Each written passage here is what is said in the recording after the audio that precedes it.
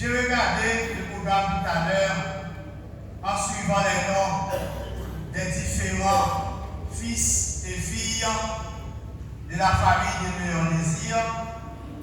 J'ai dit quelle relation existe-t-il entre moi, entre ma famille et cette famille. Je ne veux pas prendre du temps pour citer leurs noms, mais ils sont presque 95% tous mes amis, ma commère, mon compère, filleule, etc. Donc, je veux encore une fois vous dire bon courage dans le Seigneur. Ce matin, nous ne devrions pas célébrer la mort de frère Léon Désir, car un homme comme Léon Désir ne peut pas être mort. Non. C'est une fête qui devrait se faire. Nous devons applaudir bon Dieu pour la vie qu'il a mise en cet homme, pour le travail qu'il a fait sur la terre, pour des hommes de Dieu comme Pasteur Paul vient de citer, et des femmes de Dieu que Léon Désir a laissées dans le ministère. Cela devait attirer notre attention en laissant sur la terre pasteur, diacre, leader de l'Église, pour citer que cela. Donc Léon, c'est un homme que nous devons fêter. Et j'espère, je voudrais que les fils et les filles de Léon Désir continuent à faire du bien. C'est un homme qui a fait, selon ma connaissance, beaucoup de bien avant son départ. Le texte que je voudrais lire en ce moment se trouve en Psaume 39, du verset 4 au 8e verset. Écoutez ceci. Mon cœur brûlait au-dedans de moi. Un feu intérieur me consumait. Et la parole est venue sur ma langue. Éternel, dis-moi, quel est le thème de ma vie? Quelle est la mesure de mes jours? Que je sache combien je suis fragile. Voici, tu as donné à mes jours la largeur de la main, et ma vie est comme un rien devant toi. Oui, tout homme debout n'est qu'un souffle. Oui, l'homme se promène comme une ombre. Il s'agite vainement, il ramasse et il essaie qu'il recueillera. Maintenant, Seigneur, que puis-je espérer? En toi est mon espérance. La mort, le grand rendez-vous. Le psalmiste David nous interpelle dans le psaume 39 à faire une analyse sur notre vie, à voir comment la vie est. Et il y a trois choses que nous mentionnons dans ce texte cité par David, le serviteur de Dieu. La première chose, David a souligné comment la vie de l'homme est fragile. En second lieu, David, il a souligné la vanité de cette vie. Et enfin, c'est l'espérance de la vie de l'homme avant sa mort. La fragilité de la vie de l'homme. L'homme est très fragile. Nous voyons comment mais nous sommes des êtres fragiles. Il y a des auteurs qui font des études qui disent pourquoi l'homme est aussi fragile. Est-ce que c'est parce qu'il avait été créé de la poussière de la terre?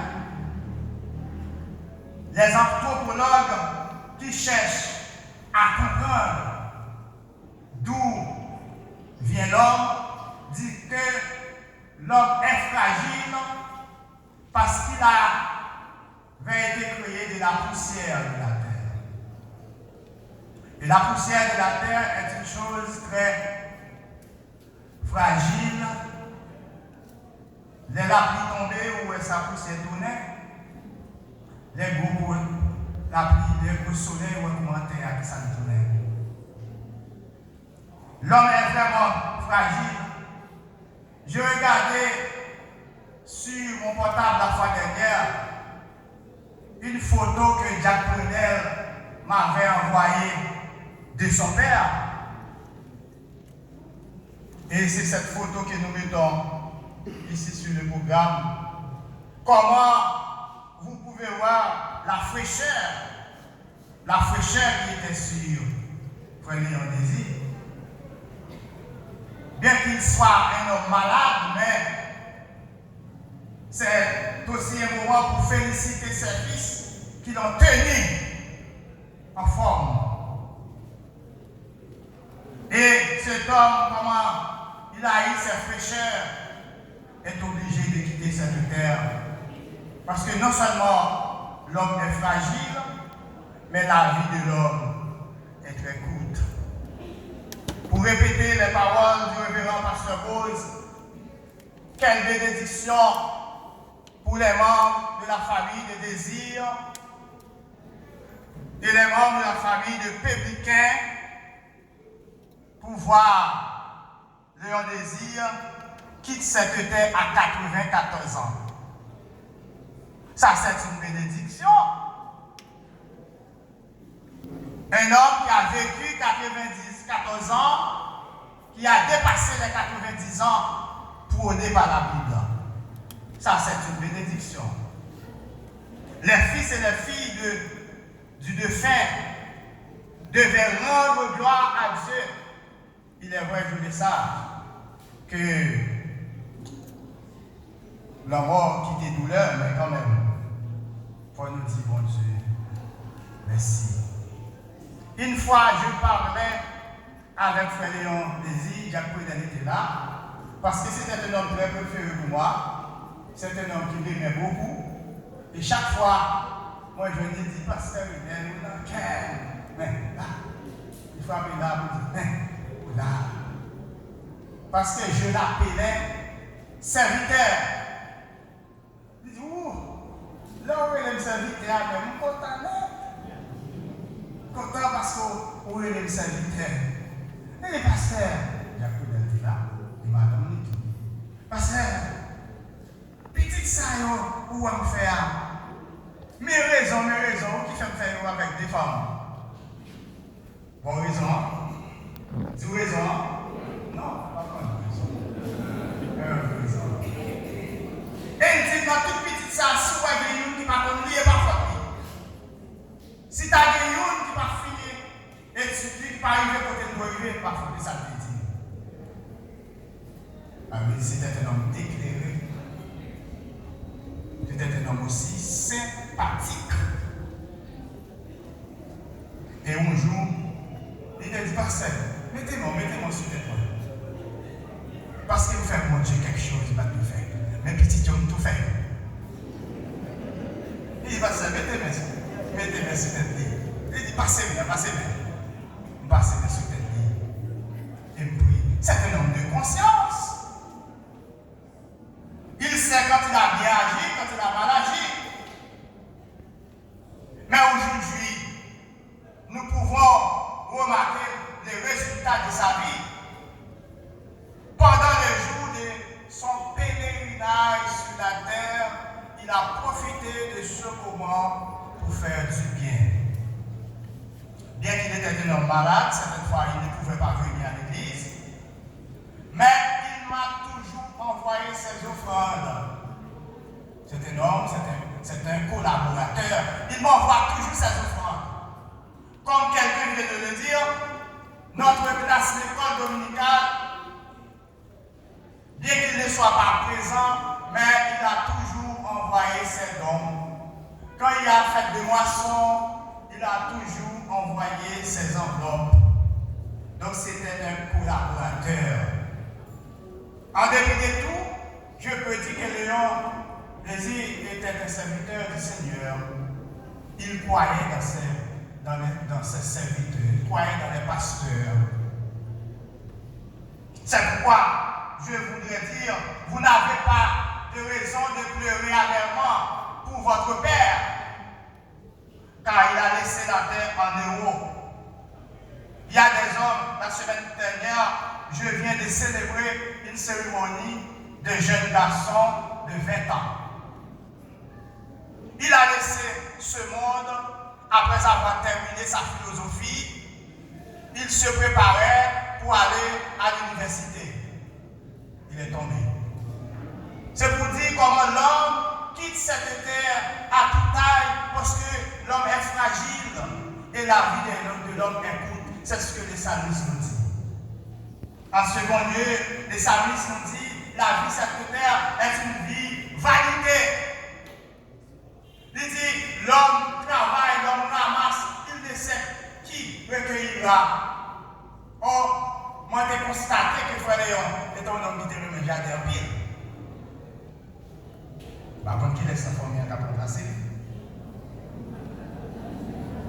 Qu'est-ce qui remet vous, mon chef? Parce que un jour, même avec Jacques Pedon, nous étions couru derrière monsieur. Ils sont opérés, c'est pour que même 3 mois, nous venons pour ouvrir maille. Nous disons non, pas possible. Mon frère, vous venez d'être opéré, pas qu'à faire ça. C'était un homme qui aimait son jardin. Donc, bien que la vie est passagère, la vie est courte, la vie est fragile, mais aussi vanité des vanités, tout n'est que vanité. Aujourd'hui, il y a des gens qui se préparent à vivre la vie de vanité, mais qui ne se préparent pas pour vivre la vie d'espérance et de foi. En dernier lieu, le 8e verset de Psalmiste intitule, il questionne, maintenant Seigneur, que puis-je espérer? Quelle est votre espérance? Quelle est notre espérance pendant que nous vivons sur cette terre? À quoi vous vous référez comme espérance? À votre argent, à votre connaissance, à votre femme, à votre famille? Non, je vous réfère. Jésus est l'unique. C'est ça. L'espérance, c'est le seul qui va assurance, qui se soutient, et se force et moins pas prêter. Qu'on Salomon est pour venir. Mais toutefois ça, hein, Gabriel, mais toutefois ça, c'est pas mourir. Avec Jésus, pas de la mort, de fermer les genoux. Voilà notre espérance. Et vous qui n'avez pas cette espérance, que ferez-vous de votre vie? En qui mettez-vous votre espérance? La réponse est en Jésus. Si vous n'avez pas encore Jésus dans votre vie, profitez de ce moment. Dis Seigneur, je veux remettre ma vie entre tes mains. Je veux espérer en toi. Car ma vie est fragile et courte. Car je remarque que la vie sur cette terre est vanité. Et je vois que celle en toi où je dois mettre mon espérance est en toi, Jésus. Et si vous dites ça, si vous faites cela, vous avez espérance de la vie éternelle. Mais les toutes bagailles de sombrer, vous regardez Jésus, vous campez. Si tu en Haïti, les courages nous t'ont sombrer, nous avons besoin de secours. Qui bon? Qui bon besoin de secours? Que Dieu vous bénisse.